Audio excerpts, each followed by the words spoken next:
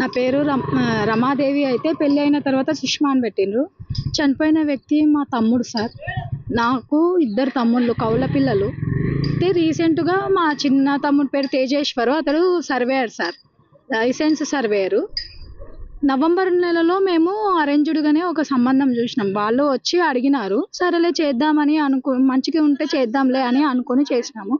ఎంబడెంబడే సంబంధం మాట్లాడి మంచి పిల్లగాడని చెప్పి ఎంగేజ్మెంట్ చేయించిన తర్వాత పాప ఏం చేసింది, పెళ్లి కుదిరించుకున్నాము, పత్రికలన్నీ పెట్టుకున్నాము. ఇవ్వాలి అనుకునే టైంలోనే ఆ పాప వెళ్ళిపోయింది. మా తమ్ముడి మీద బ్యాడ్గా లెటర్ రాసి వెళ్ళిపోయింది సార్. వెళ్ళిపోయిన తర్వాత మేము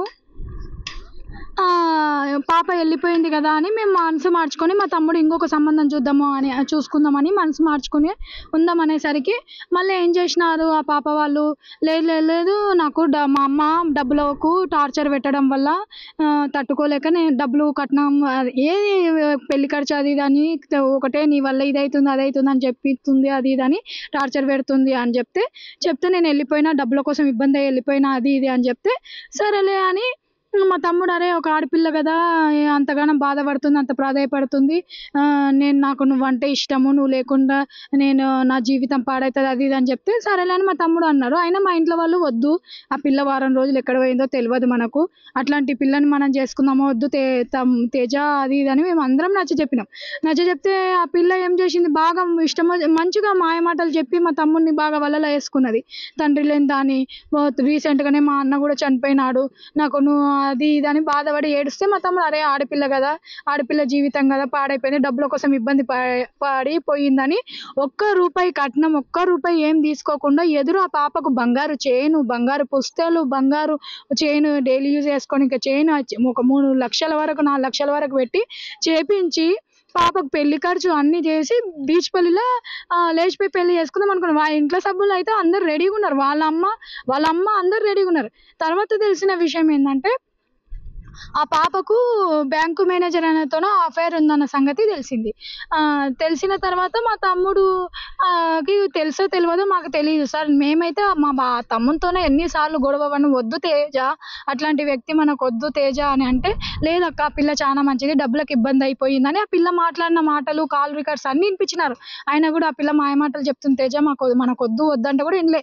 మీరు ఇట్లా చేస్తే నేను వెళ్ళిపోతా, నేను ఒక్కరిని లేచిపోయి పెళ్లి చేసుకుంటా, నేను ఒక ఆడపిల్లకు అన్యాయం చేయను అది ఇది అని చెప్తే సరేలే మా అని లేచిపోయి పెళ్లి చేసుకొని పోతే మా అమ్మ నాయన, అరే పిల్లగాడు పోతున్నాడు, మళ్ళీ మా పిల్లగాడు మాకు దూరం అయితే మేము ఉండలేమని చెప్పి మా పిల్లగాని తెచ్చి ఇంట్లో పెట్టుకున్నాం సార్.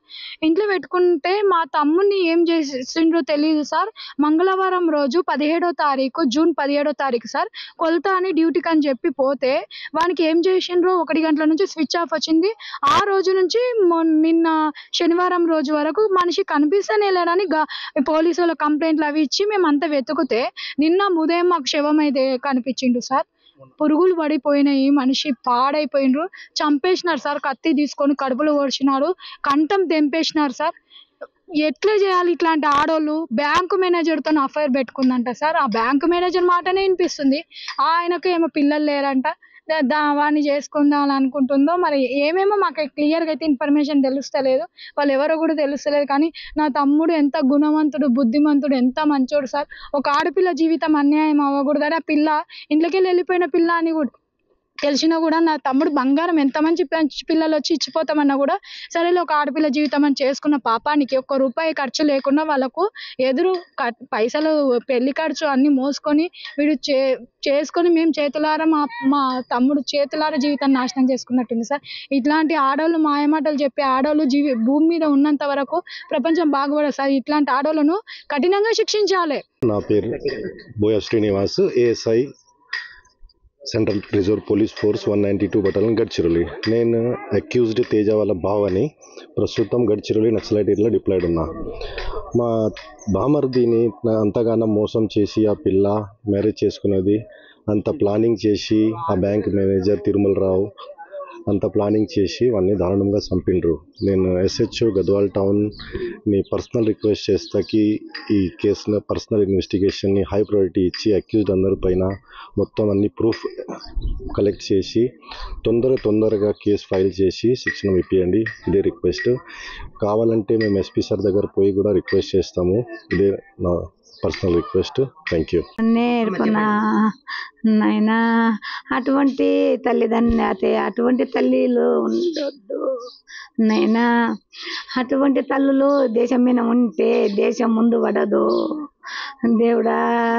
అటువంటి వాళ్ళు ఉండకూడదు భూమి మీద తండ్రి. అటువంటి ఆడవి ఉండొద్దు నైనా. శిక్ష వేయవలసిందే దేవుడా. నా పిల్లగానికి ఏ శిక్ష వేసిండ్రు దేవుడా, ఓలకట్లా శిక్ష పడాలి దేవుడా. అందరూ నటించిరి నాయనా దేవుడా. వాళ్ళతో నా డబ్బులు లేకున్నా నా ఇంటికి వచ్చి పిల్లనిస్తానని వచ్చిండ్రు, మేము ఒప్పుకోలేదు దేవుడా. ఖచ్చితం చేసి పిల్లగాని ఒప్పించిండ్రు నాయనా. ఒప్పించినాక వాడు ఒప్పుకోనే తండ్రి, అంతవరకు ఒప్పుకొని లేకుండే నాయనా. వాళ్ళ మోజులా వేసుకుండ్రి తండ్రి. ఏమి మాయ మాటలు చెప్పిరు నా తండ్రి. మాయ మాటలు చెప్పి నా పిల్లగాని పానం తీసిరే నాయనా. మా నాయనా కత్తికో తునక చేసిరే నాయనా. ఓడు సుప్పార తీసుకొని కాల్చి పారేసిండ్రు నాయనా. గొంతు పేగులో బయట పడ్డవే నాయనా. నా పిల్లగాడు ముఖమే కనబడలేదు నాయనా. ముఖం కూడా చూసుకోకపోతే నా తండ్రి, నా ముఖము చూడనిక లేకపాయే నాయనా. ముఖము చూడలేక భయపడుకుంటే నాయనా, భయపడుకొని ముఖం మూసుకుంటే తండ్రి, అంత భయంకరంగా చేసిండ్రు నా తండ్రి. నా ఇంటికి వచ్చి ఇట్లా చేసి పెట్టిరే నాయమ్మ. ఎప్పుడో 24 గంటలు ఆమె ఫోన్ మాట్లాడుకుంటూనే ఉంటుండే నా తల్లి. నేను తల్లితోనే మాట్లాడుతుంది అనుకున్నా నాయమ్మ, తల్లితోనే మాట్లాడుతుంది అనుకున్నా నా తల్లి. టిఫిన్లే తెప్పించుకొని తింటుండే, నేను చేస్తే అన్నం తినకుంటుండే నా తల్లి. ఆ అమ్మమ్మ మేము చేసిన తిండి తినకుంటుండే, బయట నుండి తెప్పించుకొని తింటుండే వాళ్ళతోన. మా ఇంట్లో తినలేదు, నెల రోజులు ఉంది అంటే తినలేదు.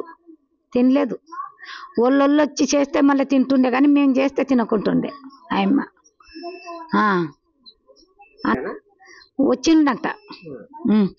వచ్చిందంట కానీ మేము గుర్తుపట్టలేము గుర్తుపట్టలే అబ్బాయిని. వచ్చిందంట, భార్య భర్తలు ఇద్దరు వచ్చిందని అంటున్నారు.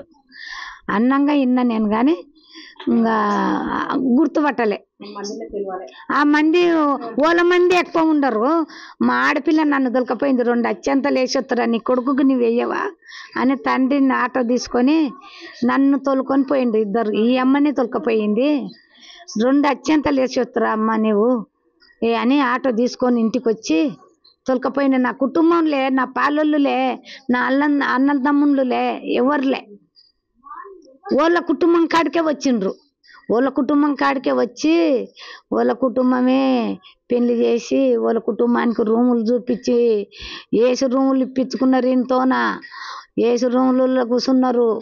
అన్నీ పిల్లగాంతోనే ఖర్చు పెట్టించింది తల్లి. ఆ అమ్మ, మా అమ్మ మంచి మా తల్లి, బంగారు తల్లి. కొడుకు చచ్చిపోయి 2 నెలలు కూడా అయ్యలేదు. నెల అయ్యింది. నెల లోపట దినం వెళ్ళిపోతుందంట. కొడుకు దినం వెళ్ళిపోతుందని వచ్చి నా పిల్లగాని ఖచ్చితంగా చేసి పెళ్లి చేసింది ఆ అమ్మ. చేసి నా కొడుకుని ప్రాణం తీసింది. వాళ్ళ కొడుకుకి మేమేం ద్రోహం చేయలేదు కదా. వాళ్ళ కొడుకుని నేనేం చూసిలేను కదా. నా కొడుకు కూడా వాళ్ళ కొడుకునేమి అనలే కదా.